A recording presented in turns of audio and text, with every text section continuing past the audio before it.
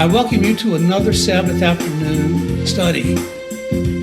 We continue to deepen the series theme, which is 144,000 is real. This specific presentation, the title given below, is the sixth, but I encourage all to behold not just today's new exegesis, but the comprehensive Bible evidence given in the 5 prior studies, which prove that Hebrew history culminates with the resuscitation of the sons of America's former slaves. I find it useful to again remind you of the popular Hebrew and Christian benediction, the salutation that comes at the end of divine worship. It goes as follows: "The Lord bless thee and keep thee. The Lord make his face to shine upon thee and be gracious unto thee. The Lord lift up his countenance upon thee and give thee peace." And we come to the verse that has been historically ignored, the point that we want to emphasize now. "And they shall put my name upon the children of Israel, and I will bless them." Numbers chapter 6, verses 24 through 27. They put his name on someone else. The Lord, we now know, is one of the synonyms that refer to Christ. Thus, one group in the text called they put Christ's name on them, Israel. In so doing, they show Christ's full affiliation to Israel. Obviously, then, before they so do, there is a time when none knew the symbiosis between the Lord and Israel. Only now is the time of prophetic fruition, the time when Christ blesses us and the 144,000 after we put his name on them. So to complete this mission today, August the 5th, 2023, our study is entitled Priesthood of Melchizedek. It will show Christ's priesthood. Before refining the identity of Melchizedek, we must first answer the question, what is a priest? We think we know the answer, but maybe we should more carefully examine the parameters of what makes a priest and use the scriptural rendering. A priest is a man ordained of God to enforce God's sacraments and standards. And I quote Paul, Hebrews 5.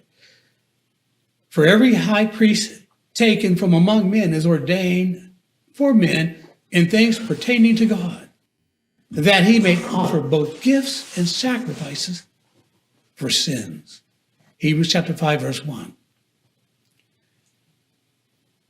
But we speak not just of a priest, but of a high priest, showing rank in the priesthood, meaning God holds him in the highest regard. Before the fall, God's priesthood officiated in heaven. Thereby Christ and not Father ministered to Adam, for he, by use of another synonym, was the Holy One of God. Bank that expression, it's going to come up again. Afterwards, the covenant mandated another order for Israel. Their priest came not from the Jews, but from the Levites, from the sons of Aaron. Paul acutely argues that Jesus, being a presumed Jew, was legally disqualified to be a priest after the order of Aaron, making him a priest after another order. He said, "We have as an anchor of the soul, both sure and steadfast, and which entereth into that within the veil, whither the forerunner is for us entered, even Jesus, made. Perhaps you notice, I'm putting emphasis on made. It says, Jesus was made an high priest after the order of Melchizedek. Hebrews chapter 6, verses 19 and 20. Simply put, if Jesus was a made man, a high priest after the order of someone else, then that same said order of Melchizedek had to precede Jesus' advent. In other words, first there was Melchizedek. To him, Abraham paid his tithe. Next came Jesus, who mimicked Melchizedek's ordained order. Yet Aaron's distinct order was also to be forever. Therefore, it was not replaced by Jesus. This presents no problem since Jesus was the high priest, not for the Hebrews, but for the Gentiles. He was an intercessor on their behalf, not as Aaron, but as Melchizedek. Vested in this analysis is the theme that is hard to be uttered. When Israel reemerges again and the 144,000 blossom, then the legal priesthood of Aaron will be reinstalled to meet its covenanted ordinations so that he, a son of Aaron, not a Jew but a Levite, may make Jerusalem to be at one with God. He puts his name on them.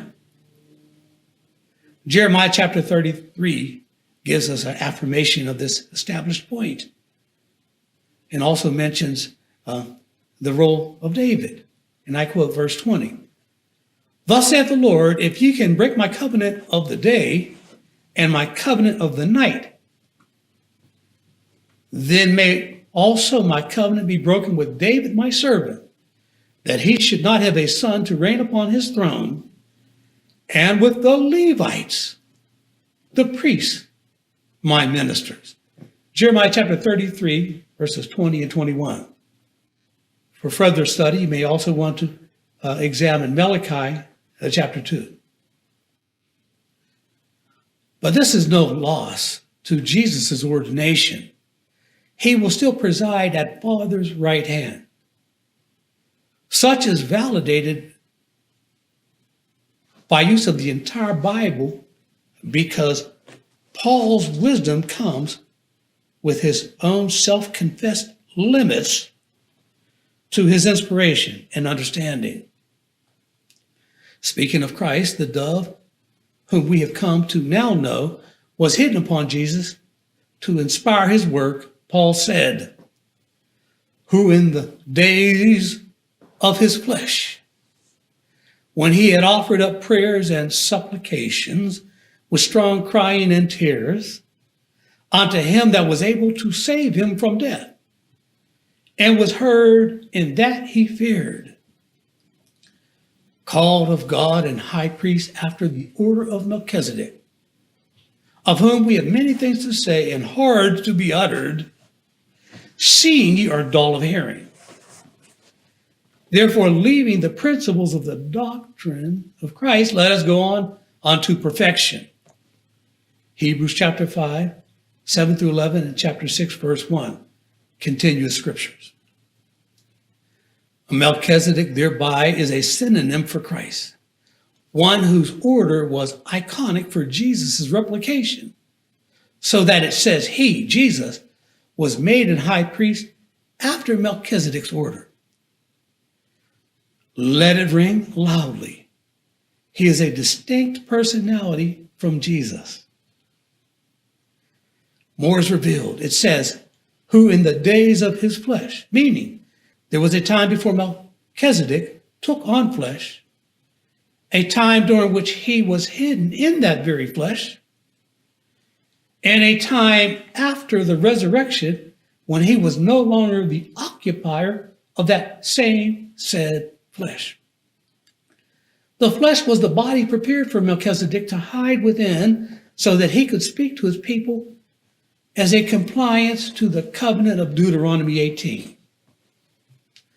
You know it well, he promised to raise up a prophet for Israel that was to be from among their brethren and to be likened unto Moses.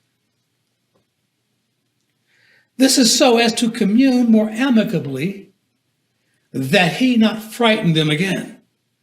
But be it understood Just as Moses was somebody, so was Jesus, a separate body made of flesh and bones. Yet after Calvary, Melchizedek, also known as Christ, we now know, reverted to be a spirit. For him, the days of his flesh were forgone. Not so with Jesus. He continued to abide by the constraints of his flesh, his resurrected body. My proof, Jesus, after the resurrection, said, "Behold my hands and my feet, that it is I myself. Handle me and see, for a spirit hath not flesh and bones as ye see me have." Luke chapter 24, verse 39. This theme exemplifies that which Paul defined as hard to be uttered. Hard to be uttered because Melchizedek was a separate personality from Jesus. He was whom we define to be Christ. He was the God of Abraham, Isaac, and Jacob. This even today greatly challenges theologians. Thus, when Paul gave his assessment of our intellectual incapacity, his expletives then were polite. He defined the church to be dull of hearing. And in so stating, he included himself as an equal sufferer of the same ideological ineptitude. Not so for me at the end of the educational syllabus today. I define this melody with straight testimony expletives by calling it what it is, stupidity. Did not Christ warn us that the ministry would finalize this way? He said, John chapter 16, "These things have I spoken unto you in Proverbs. But the time cometh when I shall no more speak unto you in Proverbs, but I shall show you plainly of the Father." John chapter 16, verse 25. But no need to be offended, since Paul, by his use of the oft-ignored two-letter words, us and we, he applied this expletive to himself. Again, he said, "Therefore, leaving the principles of the doctrine of Christ, let us go on unto perfection. And this will we do if God permit." Hebrews chapter 6, verses 1 through 3. The victory over imbecility can only come when we prove that the name Melchizedek has polynomial application to both Jesus and Christ. The text says, "Called of God and high priest after the order of Melchizedek." Such is a clear example of a dual application. Melchizedek, or Michael, you do know, presided over God's house even before creation. Such indeed was the original fuel to ignite Lucifer's jealousy. And when Jesus, a perceived man, was given the high priest honor over Satan's cherished captives, the Gentiles, more insult was added to his injured ego. Satan presumed that Christ could be defeated through the demise of Israel, yielding to him all of humanity. Yet, over time, and to Satan's delight, Jesus' Gentile priesthood faltered. Malachi explains, quote, "For the priest's lips should keep knowledge, and they should seek the law at his mouth. For he is the messenger of the Lord of hosts." Malachi chapter 2, verse 7. Christian teachers, being dull of hearing, ratify their stupidity with their rejection of new light. They refuse to keep knowledge. They refuse this light, which proves that both Jesus and Christ were each called of God and high priest after the order of Melchizedek, being that they both were elected to officiate over different fellowships. This polynomial theology opens our ears to discern the difference between Christ and Jesus. Such is summed up by Paul's appeal that we abandon the, quote, principles of the doctrine of Christ, that we may go on unto perfection, close quote. Having failed to do so in the hour of my ministry causes me to tell it straight and unapologetically. These past 2,000 years, the church has been stupid. In this seemingly harsh indictment, the righteous will downstream counterintuitively be made to rejoice in this straight testimony. It will give them the great comfort and joy promised in the Christmas story. But before I explain, I double down to reveal that Christ also expressed humanity's affliction of spiritual retardation. Such is why he taught by use of parables. In Matthew, he is recorded to say, and I quote, "Who hath ears to hear, let him hear." Showing you immediately, he's telling you not everybody's going to receive this message. He's going to make a statement and only people that have ears to hear are going to hear. So evidently, the people whom Paul described being dull of hearing are going to let this message go right over their heads. Who hath ears to hear, let him hear. And the disciples came and said unto him, Why speakest thou unto them in parables? He answered and said unto them, Because they seeing, see not, and hearing, they hear not, and neither do they understand. And in them is fulfilled the prophecy of Esaias. Now he's referring to Isaiah. So you see in the New Testament, there are different ways to pronounce names. And I show that Melchizedek is an example of that. And in them is fulfilled the prophecy of Esaias, which said, By hearing ye shall hear, and shall not understand. And seeing ye shall see, and shall not perceive. For this people's heart is waxed gross, and their ears are dull of hearing, and their eyes they have closed.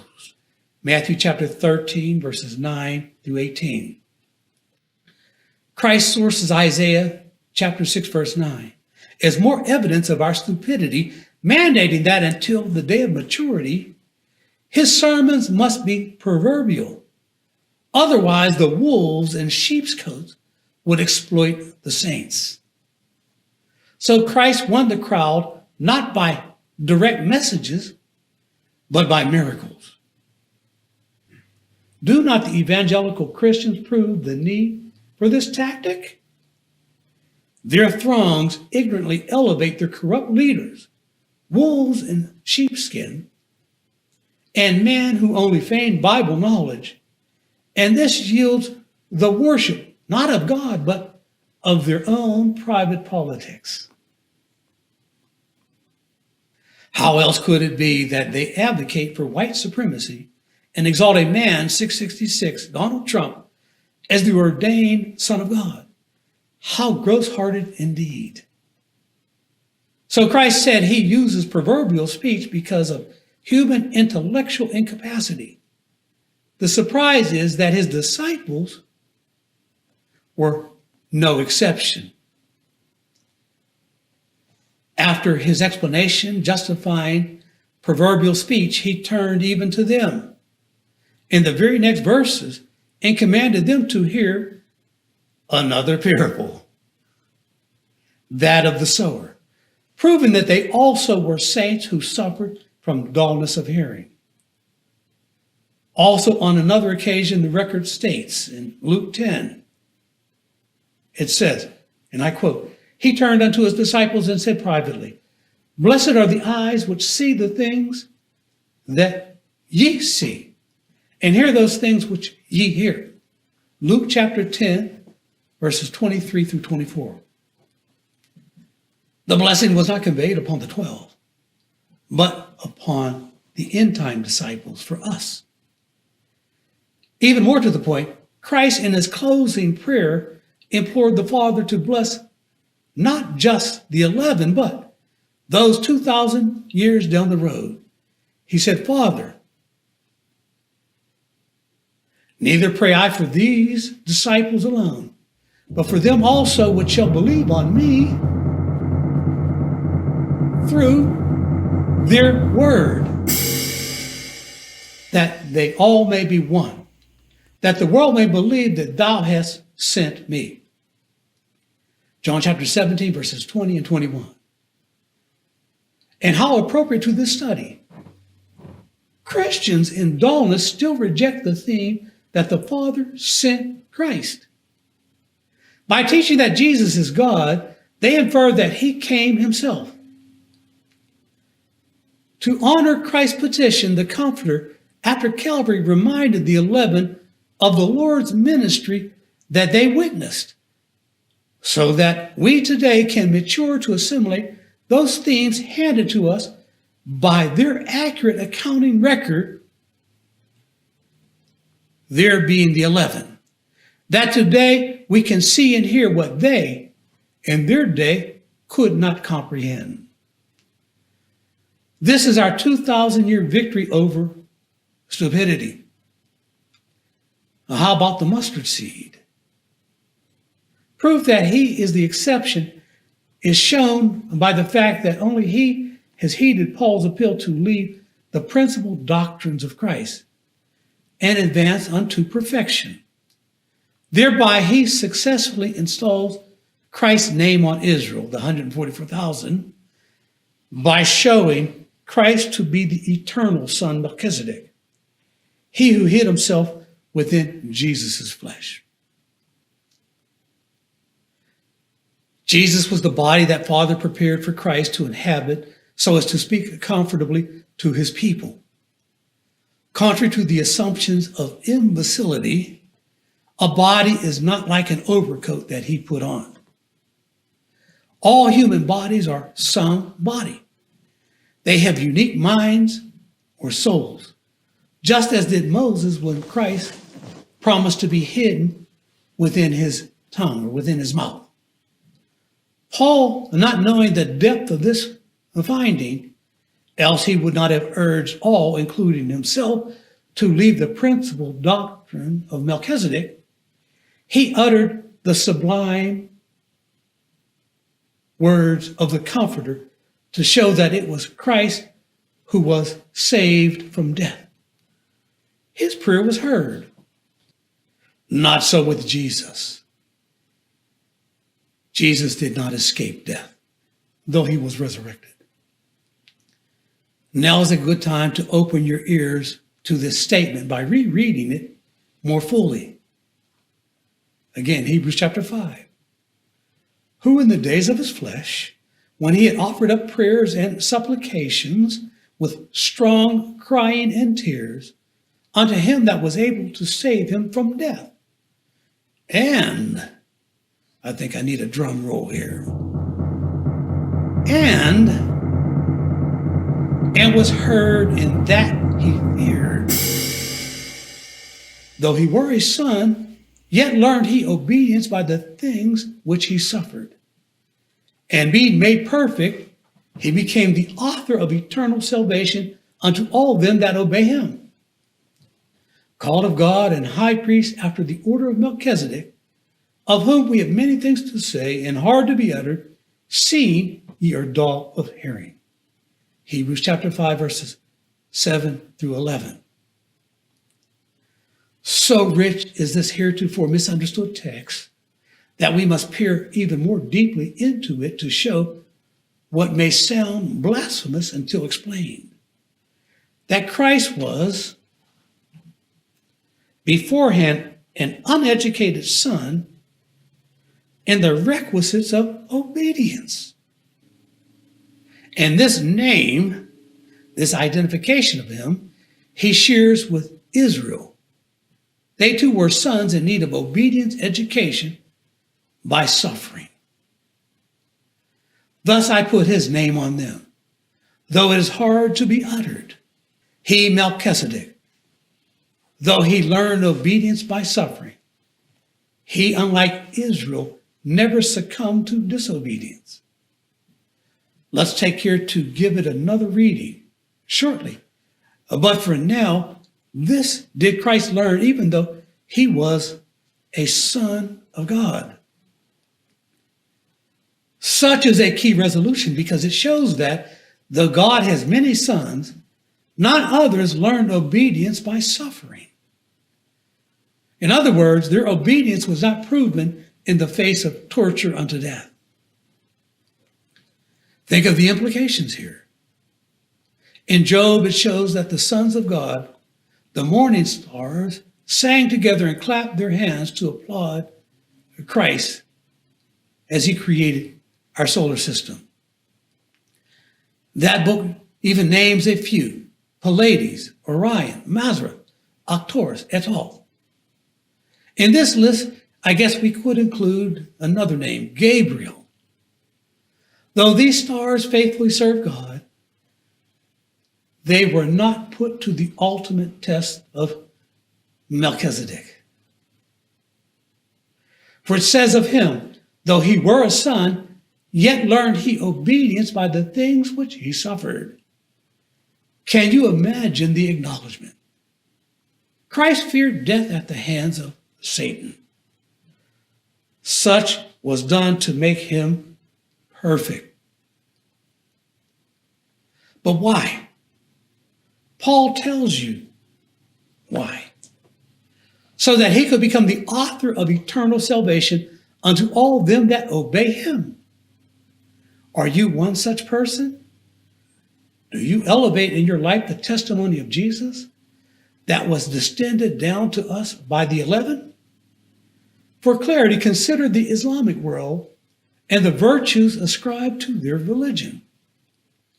I believe their claim that Gabriel inspired Muhammad. It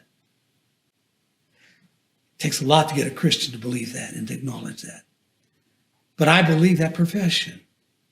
But this finding does not honor their plea for salvation, since Gabriel never learned, as did Christ in Israel, obedience through suffering.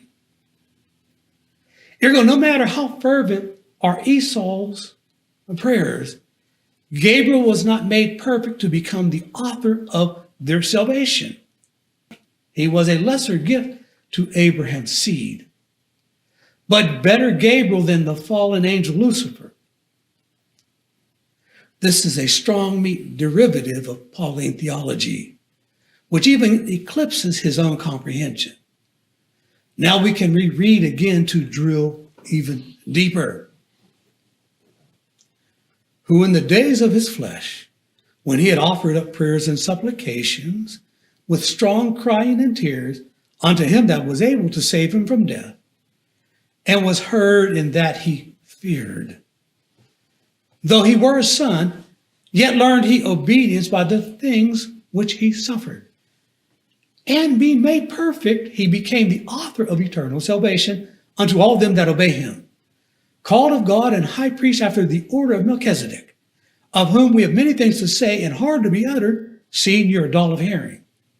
For when for the time ye ought to be teachers, ye have need that one teach you again, which be the first principles of the oracles of God, and are become such as have need of milk and not strong meat.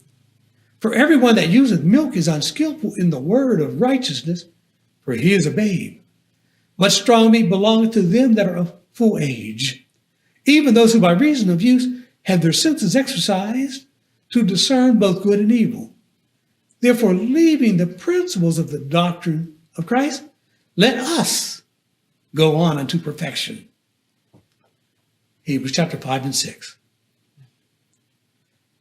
Melchizedek was called of God as God's high priest because no one else in heaven could teach at one ment with God. No one except Michael. Such was his, quote, calling, end quote. He became Father's power of attorney. Father knew that he would not exploit his power and oppress others, as exemplified by the fact that he went to Calvary, even though he could have overpowered Satan. his ears fully open. No secrets were withheld from him, Christ. For they both loved righteousness and hated wickedness. We've cited Psalms 45. I'm not going to do so here again today. But also the testimony of Jesus affirms this point so as to boost our audiological acuity, making our ears more receptive. Christ, using Jesus' tongue, said, "My Father works hitherto, and I work." Therefore the Jews sought the more to kill him because he made himself equal with God. Then answered Jesus, "The Son can do nothing of himself, but what he seeth the Father do. For what things soever he doeth, these also doeth the Son likewise. For the Father loveth the Son, and showeth him all things that himself doeth. And he will show him greater works than these, that ye may marvel. That all men should honor the Son, even as they honor the Father. He that honoreth not the Son, honoreth not the Father which hath sent him." John chapter 5, verses 17 through 20 and verse 23. Evidently, this is one of those occasions in which Christ feared for his life. And by it, we learn his perfection. He is not God, but he was given power of attorney to represent himself as God.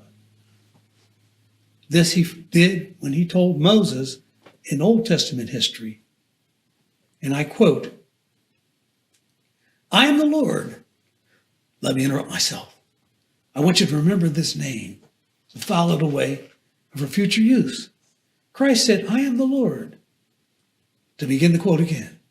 "And God spake unto Moses and said unto him, I am the Lord, and I appeared unto Abraham and unto Isaac and unto Jacob by the name of God Almighty. But by my name Jehovah was I not known to them." Exodus chapter 6, verses 2 and 3. Such is his high priest status. This he had before Calvary. And Jesus, having remained sinless in that suffering, was given by Father the same high priest status for the Gentiles. Thus have we been partially correct to say that Jesus was called of God a high priest after Christ, who is Melchizedek, making the name polynomial. But Christ's use of it is the name that is put on the 144,000. Seeing the dual application of the name, we can understand Jeremiah chapter 30 more fully. A dual application equivalency example. One, Jesus referred to as the Lord over the hosts of strangers who persecuted Israel, and two, Christ, who returns to save Jacob. It says, "Alas, for that day is great, so that none is like it. It is even the time of Jacob's trouble, but he shall be saved out of it. For it shall come to pass in that day, saith the Lord of hosts," ears unclogged, we hear this direct object. "For it shall come to pass in that day, saith the Lord of hosts, that I will break his yoke from off thy neck, and will burst thy bonds, and strangers shall no more serve themselves of him. But they shall serve the Lord their God, and David their king, whom I will raise up unto them. Therefore fear thou not, O my servant Jacob.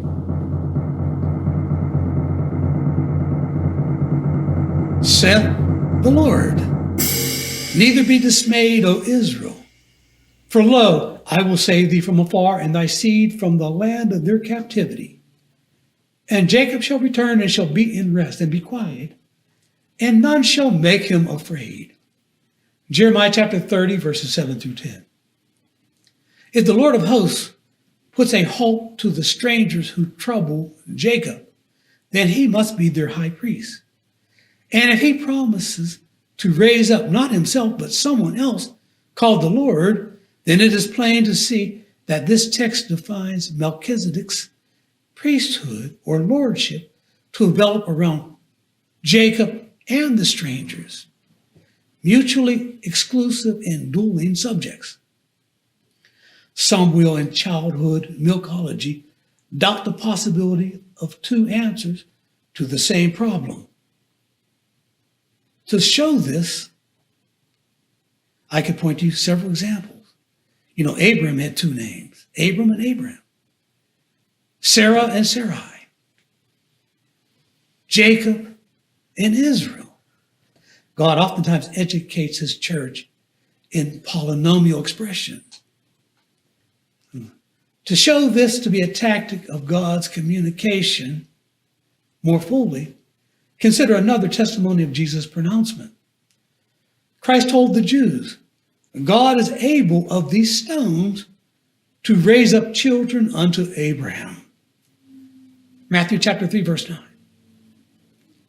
Thus, if you want to be an accurate student of the Bible, and you seek to account for the seed of Abraham theologically, then we must do so to include in our tabulations the stones as a second set of Abraham's children.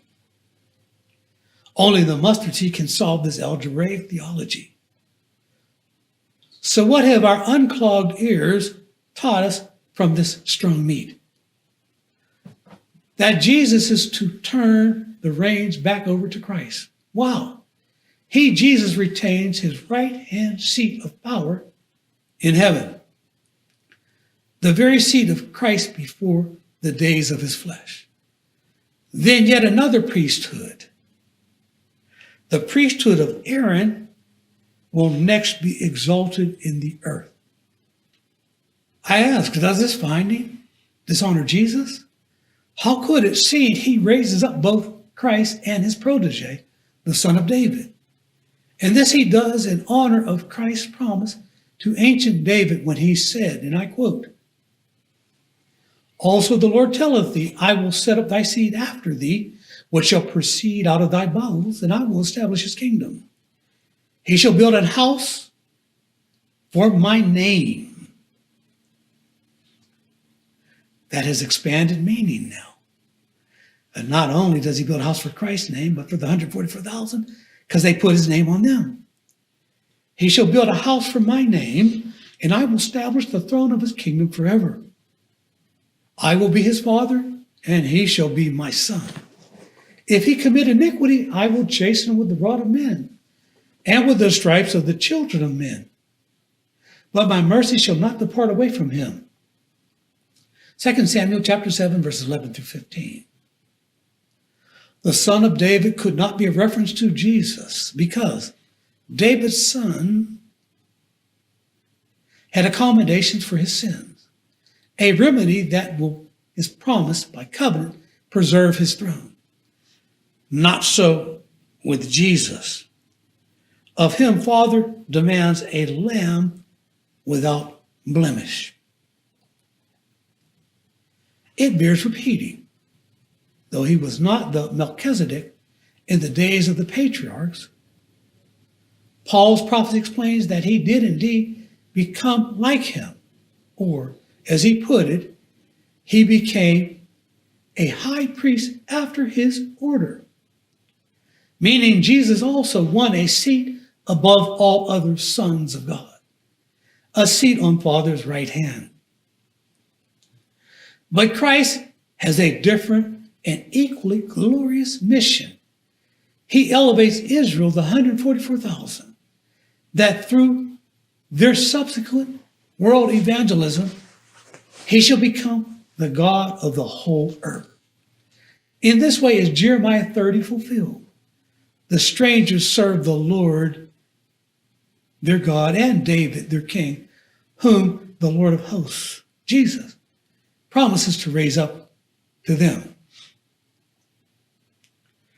This is the very theme of humanity's closing unity, their benediction.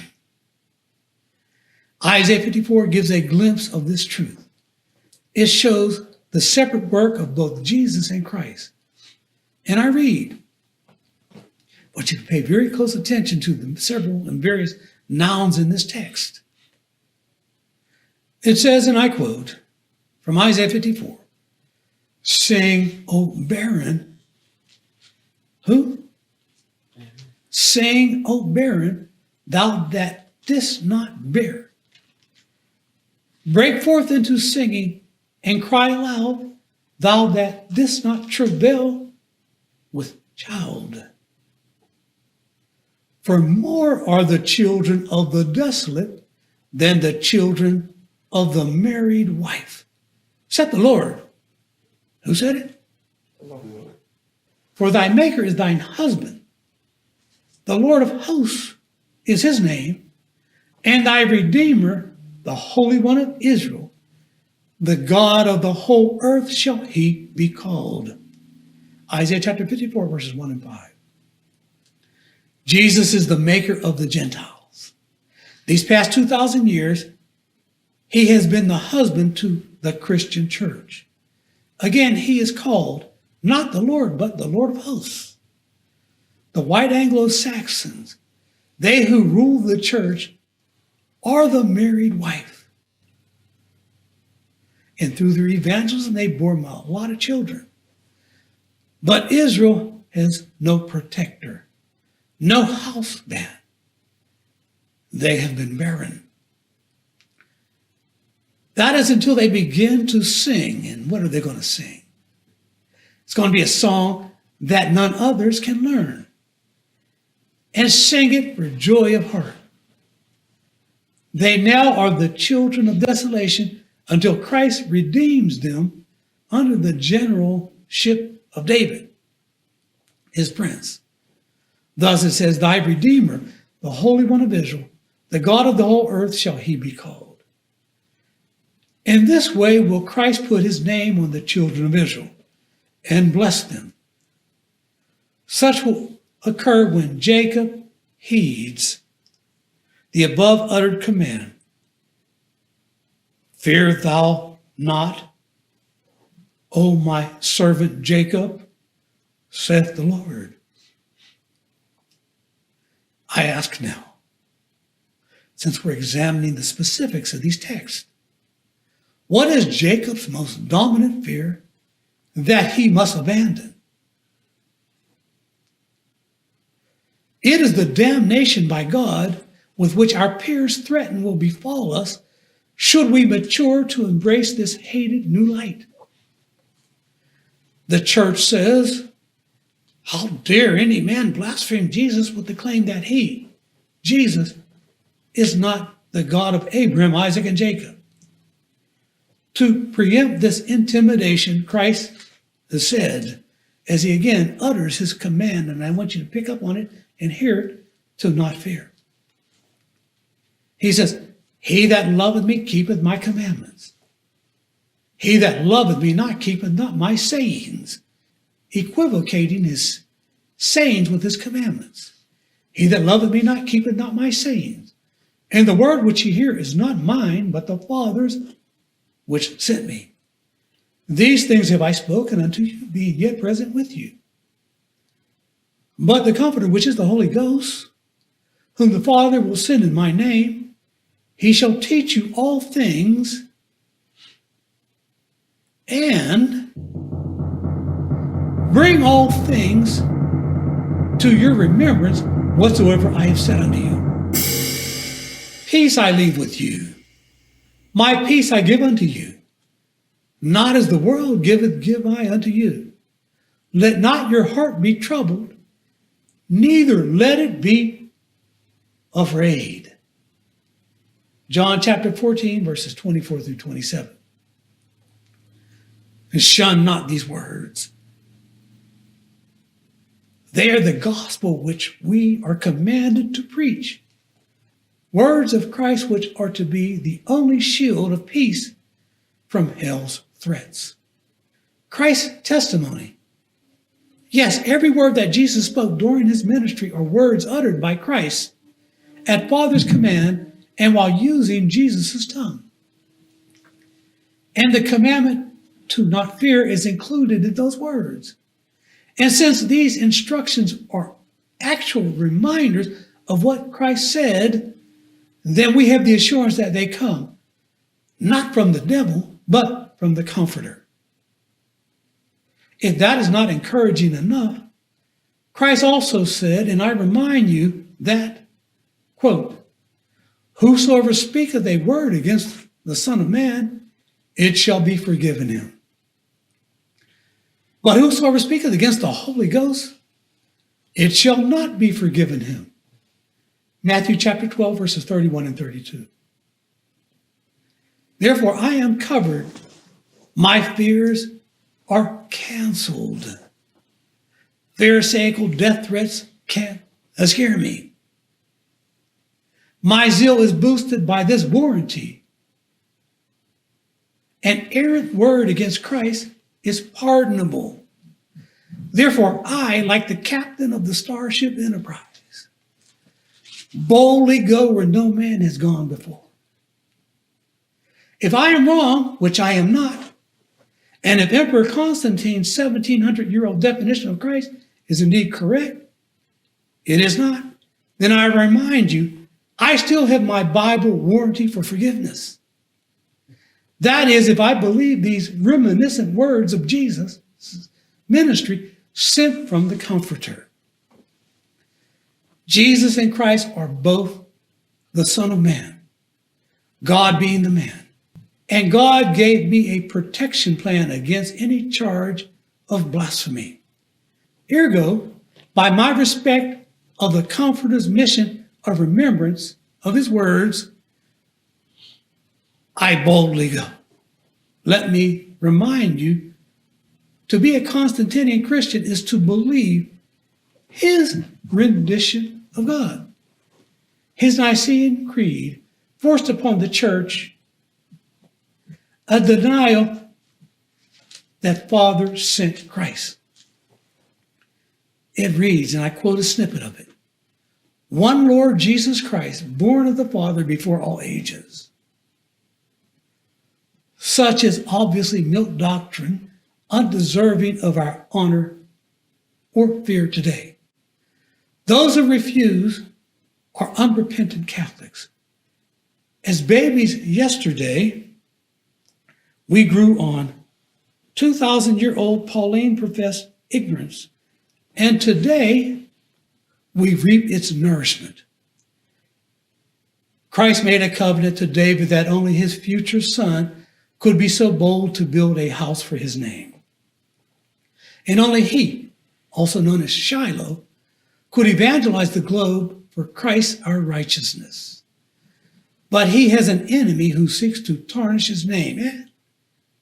For this reason, the church for 6,000 years has been kept in the dark about the fullness of Christ.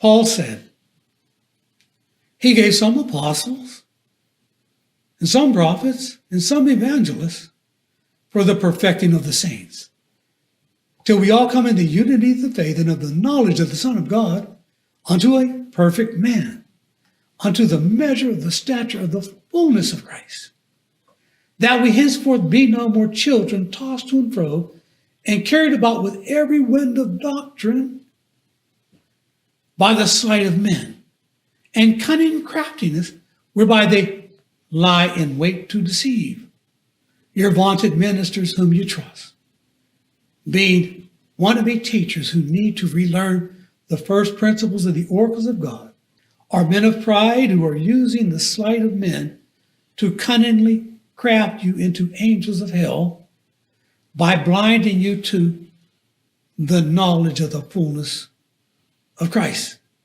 And the Lord does not need to use Peter to reveal how hard it is to understand Paul's writings. Paul himself confesses that he did not understand the identity of Melchizedek. And if he did not, then neither do any others unless they have matriculated in the school of the Son of David. He who boldly goes where no man has gone before.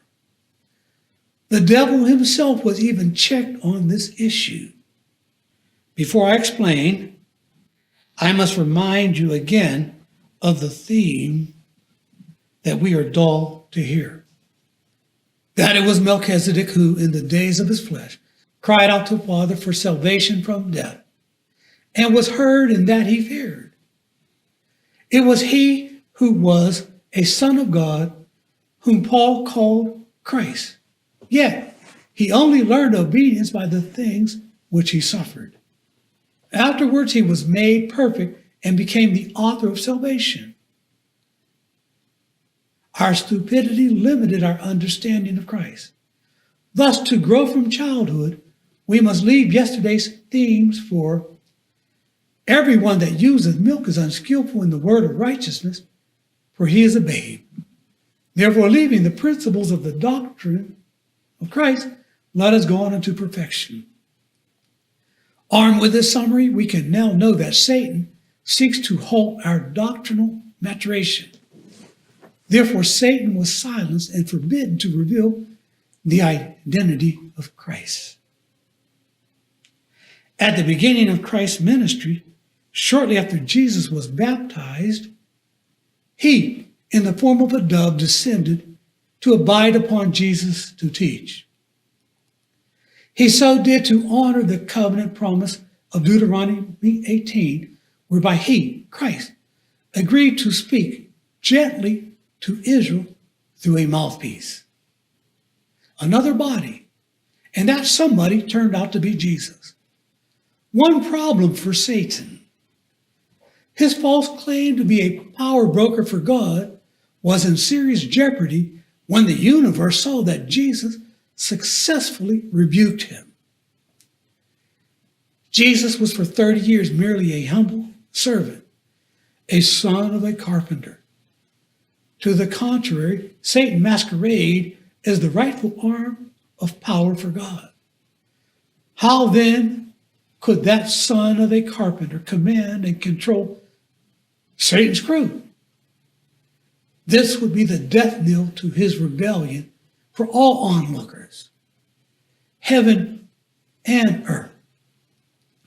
To save face, Satan cried foul. He said, newsflash, newsflash, Jesus still has no power over me. He is help. Christ hidden within him is perpetuating a scam. Heavenly witnesses were the target of this Satan's retort.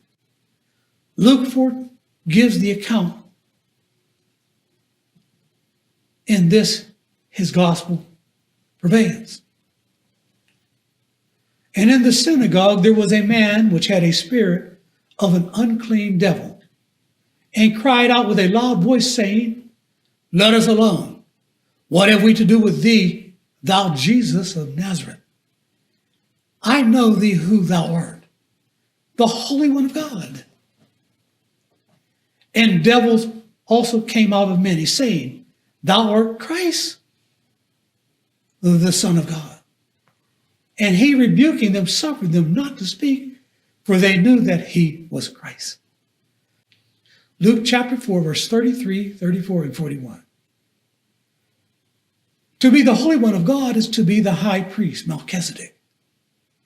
It was bad enough to Satan that he was forced to suffer under Melchizedek's authority. But this was worse. He was being rebuked by Christ through Jesus, an ultimate blow to his ego. My Father always intended to elevate his only begotten Son to full empowerment, and Satan had no right to object. After Calvary, after Christ left Jesus' flesh, he, Jesus, would rise to never again be a servant. He said as much in Matthew 28, verse 18. And Jesus came and spake unto the disciples, saying, all power is given unto me in heaven and in earth. In this light, Jesus was called of God and high priest after the order of Melchizedek. He too, as a son, learned obedience by the things that he suffered. And since he was to die at the hands of Satan before rising, why should not he have power over Satan and his imps? The point is, Satan knew that it was Christ hidden within Jesus who cast out devils. Why don't you know? Because you are dull of hearing. In fact, the Gentile ministry, all these 2,000 years, were blinded to this knowledge. The Son of David is the only one with the mission to build a house for Christ's name. He is the one promised by Paul to teach the oracles of God. This heretofore ignored aspect of the Gentile gospel must now be preached. And I quote Paul in affirmation, Galatians. But though we or an angel from heaven preach any other gospel unto you than that which we have preached unto you, let him be accursed. Galatians chapter 1, verse 8. Paul, being the professed apostle to the Gentiles, to ignore his key emphasis is to be accursed. This includes his express mandate to one day grow up and lead the principles of the doctrines of Christ, so as to receive the fullness in the day when strong meat is consumed. The prophetic day of maturation when our ears are open. When it comes, you must not blaspheme the Comforter by attributing his work of reminding you of the Lord's words to the devil. For Satan was halted. His tongue on this issue was tied by Christ. He could not be the one now exposing it. But he has been free to falsely claim the opposite, that Jesus is not just the high priest, but is God himself. And the Christian world, by his craftiness, teaches this very same theme. They, being under Satan's rule, suffer under his limits. And he relishes this deception because he does not want to admit that he is a subordinate to the lowly son of a carpenter. But falsehood, you must know, and must be warned, comes with its penalties. The Spirit was sent to remind you of what Father commanded Christ to reveal to us as he hid himself on Jesus. To condemn his reminiscent spirit, calling him a devil, is to commit the unpardonable sin of blasphemy against the Holy Ghost.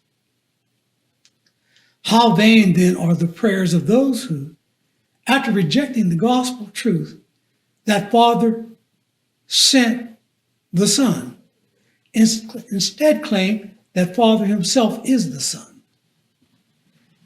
Is not this the claim of all who say that God put on flesh as man would put on a coat and then come to earth to save us? To advocate that very theme is to assuage Satan's pride and teach that only God and not Jesus had the power to rebuke him. The only hope in such folly is given by the mustard seed to those who have chosen his light. Instead of being charged of advocating for Satan, or even the charge of blaspheming of the Comforter, you can merely confess you suffered under the Pauline prescribed, gospel-defined entanglement of childhood stupidity. Thereby, you need not be accursed. Did not I tell you that my direct speech will make you to rejoice and find Christmas peace?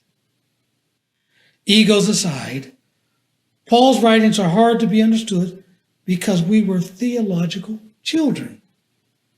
With the Holy Spirit's compulsion to make Paul to use the third person plural pronoun, we and us, he was doing his job to shield us from the embarrassment of childhood naivety. That is the very reason why the Spirit is called the Comforter. Here, another pronouncement from 1 Corinthians corroborates our Bible study theme. Paul says, for we, I have to make that a multiple syllable by saying it 3 times, else it would pass through your ears. For we know in part, and we prophesy in part. But when that which is perfect is come, then that which is in part should be done away. When I was a child, I spake as a child, I understood as a child, I thought as a child. But when I became a man, I put away childish things. For now we see through a glass darkly, but then face to face. Now I know in part, but then shall I know even as also I am known. 1 Corinthians chapter 13, verses 9 through 12. The Holy Spirit said more. He inspired Peter to boost Paul's doctrine by acknowledging that in Paul's epistles, he spoke wisdom on the very level of other Bible authors.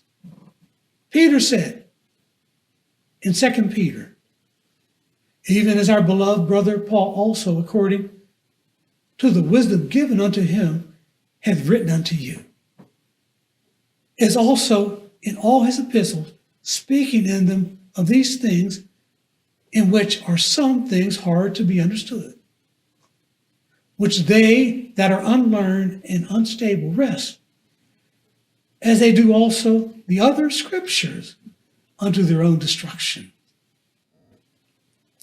2 Peter chapter 3, verses 15 and 16.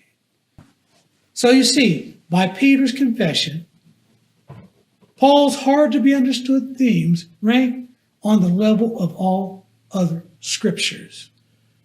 Since Christ is the God of Israel, and he suffered that he may be made the author of eternal salvation, then his authorship will first be extended to Israel.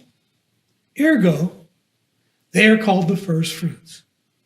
For their salvation today, the time when the Gentiles are to be cut off. He says more in Romans chapter 11. Behold, therefore, the goodness and severity of God. On Israel which fell severity, but toward thee goodness, if thou continue in his goodness. Otherwise thou also shalt be cut off. And they also, they abide not still in unbelief, shall be grafted in. For God is able to graft them in again. And so all Israel shall be saved. As it is written, there shall come out of Zion the deliverer, and shall turn away ungodliness from Jacob. For this is my covenant unto them when I shall take away their sins. Romans 11, 22 through 27. Such points to the day spoken of by Daniel. He foretold the following. In chapter 12, at that time shall Michael stand up, the great prince which standeth for the children of thy people. And at that time thy people shall be delivered. Daniel chapter 12, verse 1. Accordingly, after Jesus finishes his Gentile ministry, somebody is to stand tall for Daniel's people, whose name shall we put on them.